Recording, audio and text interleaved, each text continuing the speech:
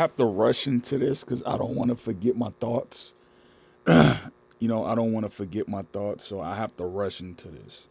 Um,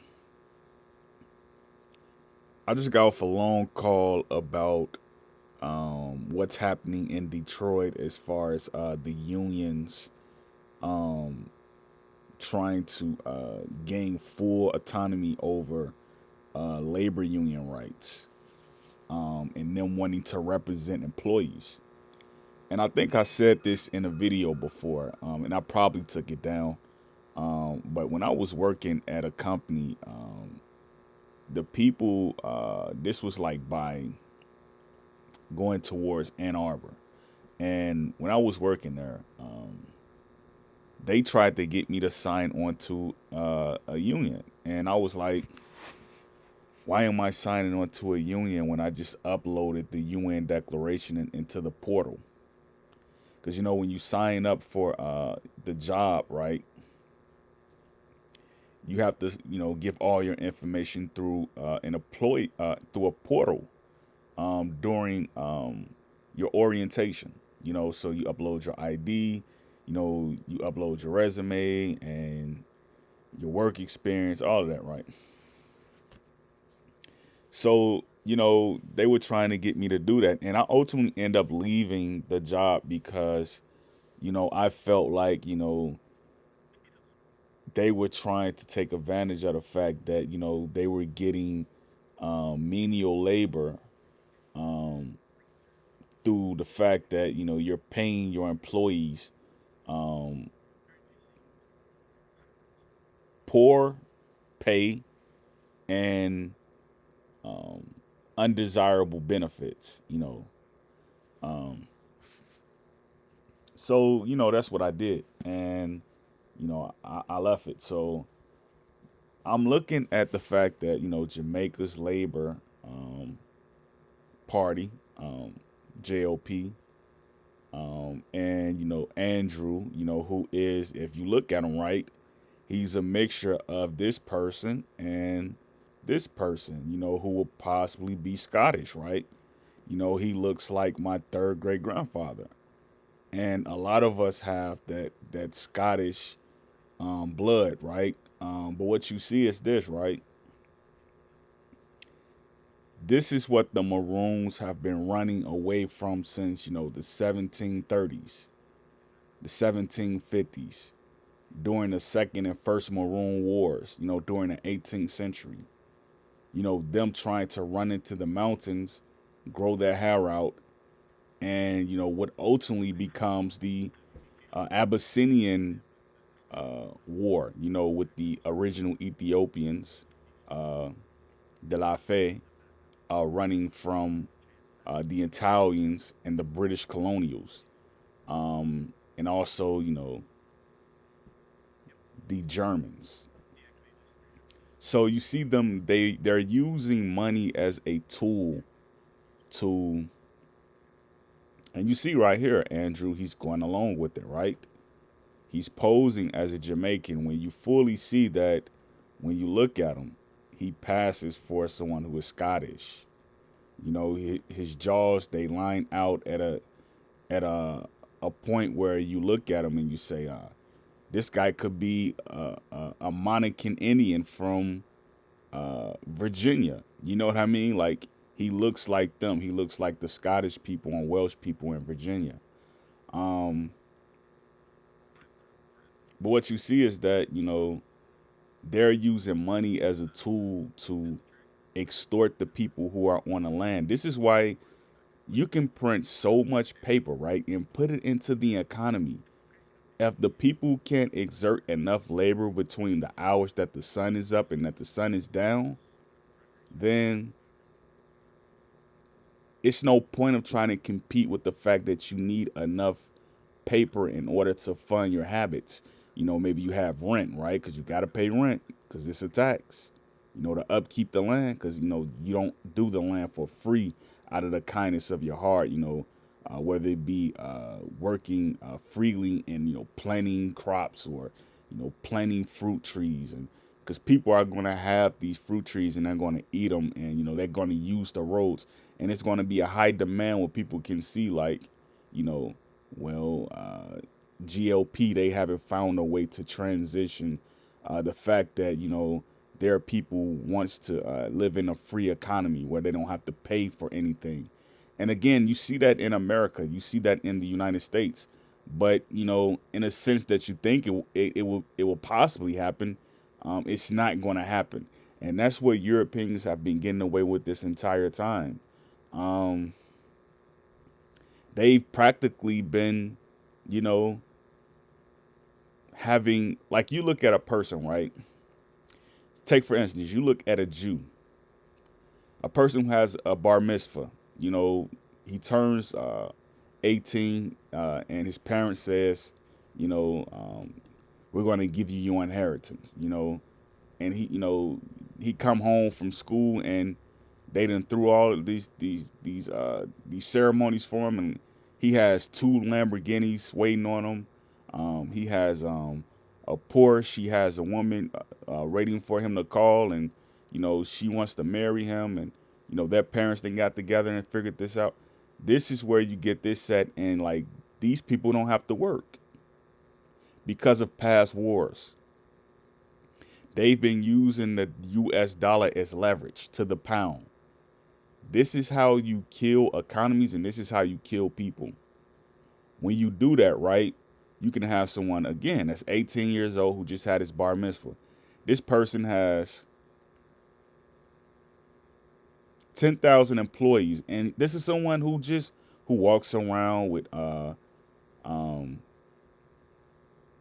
Crocs on his feet and some khakis with a hole in his polo, and he's walking with a woman downtown.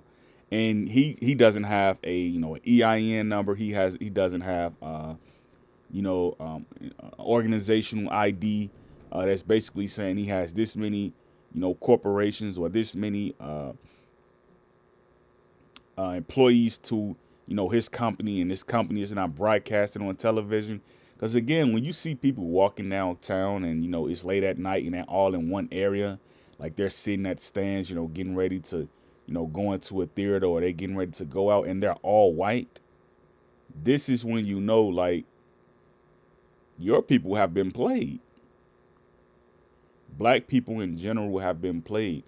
And this is what I was telling a young lady from Africa. I was saying that, there's a class of octoroons in society who doesn't want to see Maroons achieve the greatness that they need to achieve. And this is what the entire Maroon War was about. Them trying to separate from octoroons, quadroons, mulattoes, um, them trying to separate from cocoons. They were trying to separate from all of these people. And, they didn't necessarily lose the war, but what you saw was that, when it came time to salvage what they had, saved aside for themselves or maintained through a strength of allowing themselves to, be uh, um, now a liver, or what you were saying, I don't want to say citizen, but now someone who passes by a certain area and they have to upkeep it. This is where you get, these secessions happening, and the Jamaican government kind of looking at the people, who call themselves Maroons as, people who would need assistance, and the only way they can get assistance is if they allow some type of self-determination to be, usurped, or some type of self-assimilation to be removed. So if you need help, well, you gotta contact, this person, and this person knows all these people. And if you don't allow them to be your partners in partnership, well, you're just not gonna have the help that you need to fix a road that that's haven't been fixed since the last civil war that occurred, or since. And it's kind of like what you see in a place like Detroit, right? You look at the roads. The roads are not going to get fixed. Doesn't matter how many times Gretchen Whitmer promised, it's going to get fixed. It's not going to get fixed, because when you look wherever you see like place that's just messed up and jacked up, right? This is where Maroons are. And this is why I don't agree when people say, um, and I have to be candid because like people don't know the real politics. And like this is why people will say things like you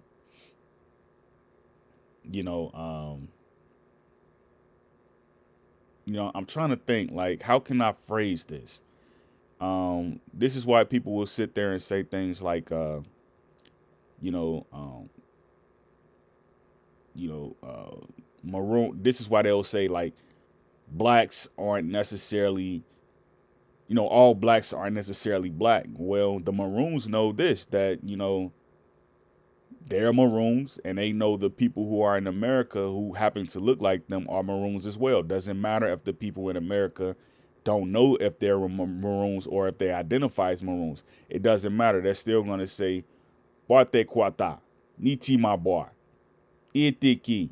They're going to say something like that in patois.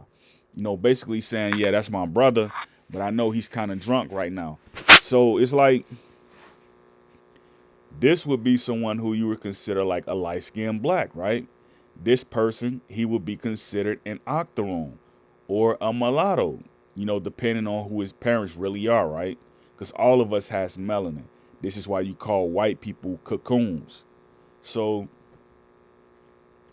I'm not sure what, because again, when I was talking to a person who I've had encounters with, you know,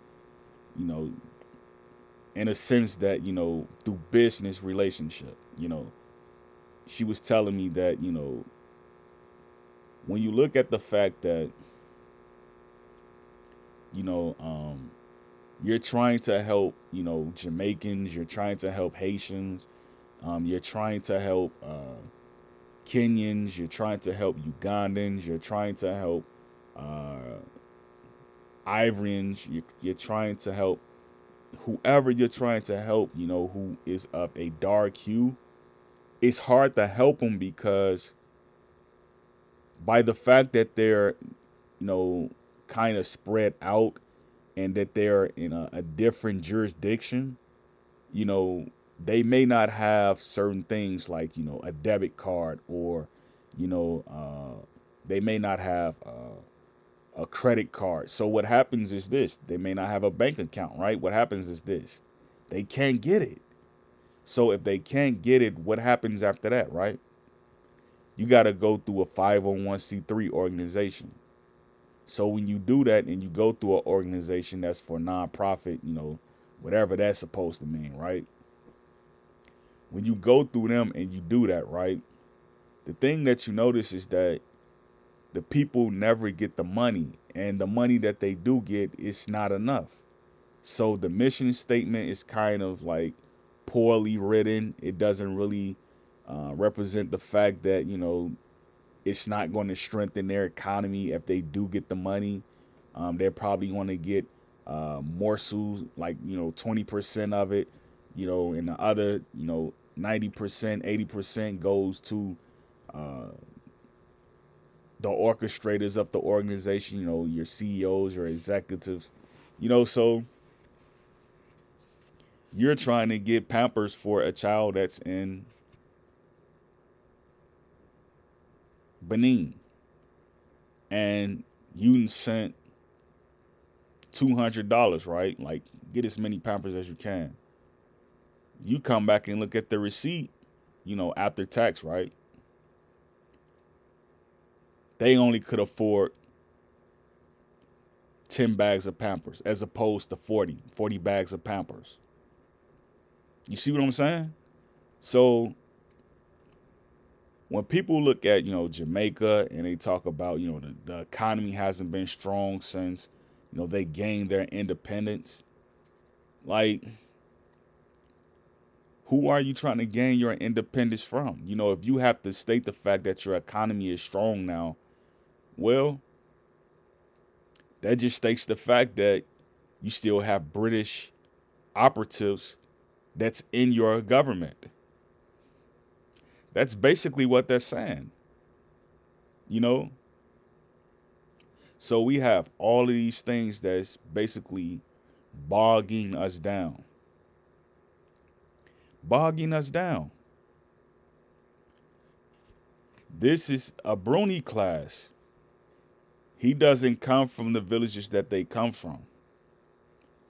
This right here is Kamala Harris people. This is not Kamala Harris people right here. You see what I mean? All of the incurious and also all of the intellectual intendances, it goes to him. And his name just happens to be Andrew, right? It all goes to him. That money that people keep accusing Ruo or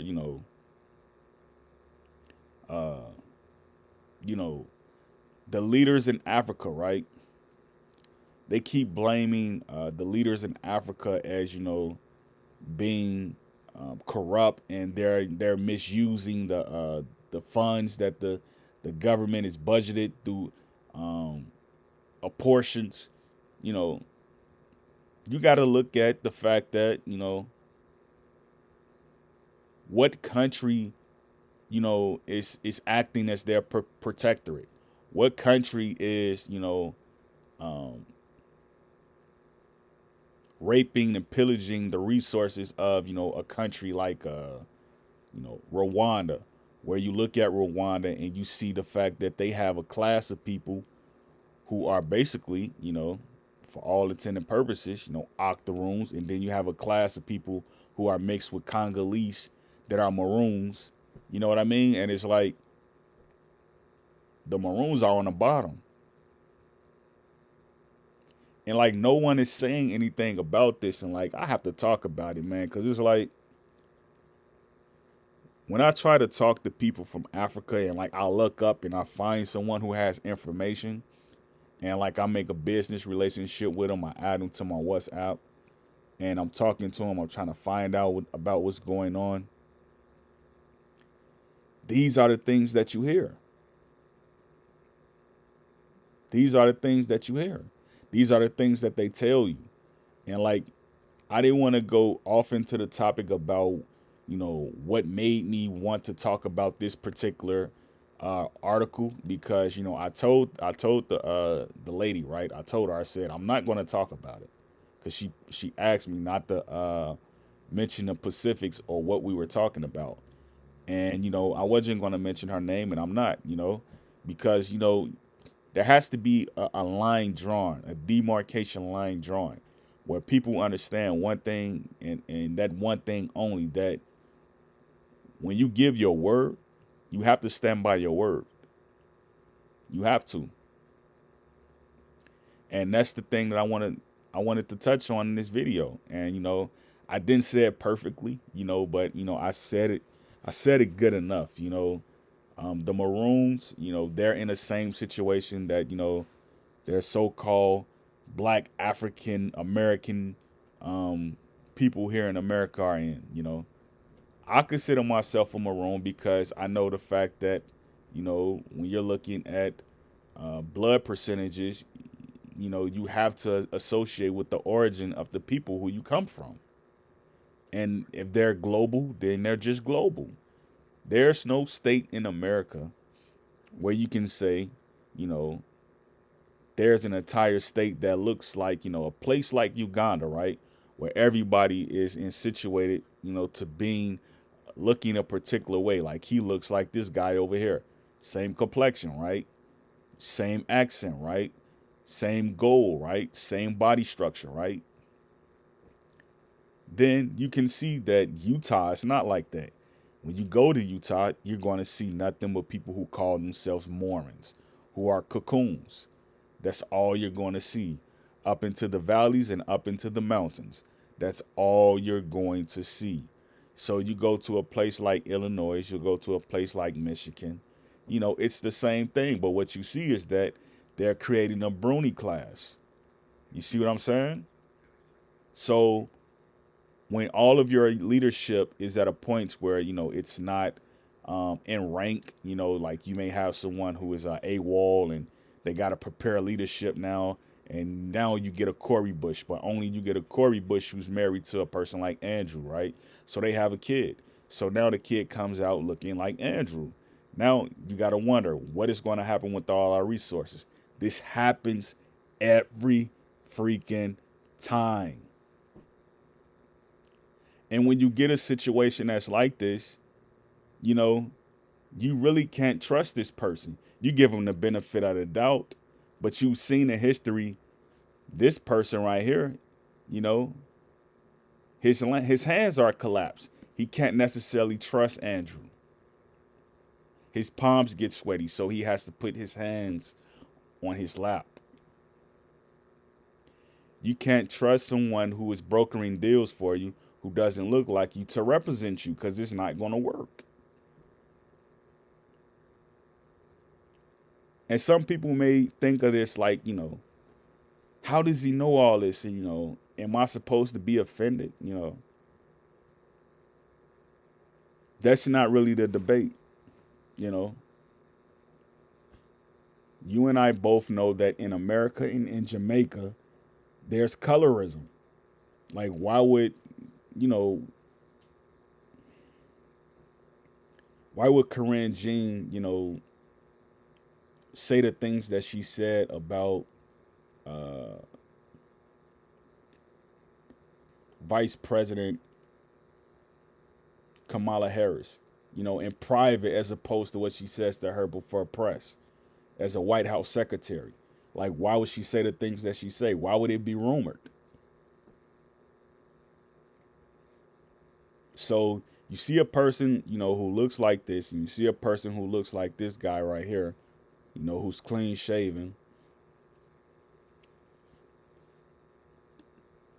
Their politics is not Andrew's politics. Andrew's politics is his inheritance with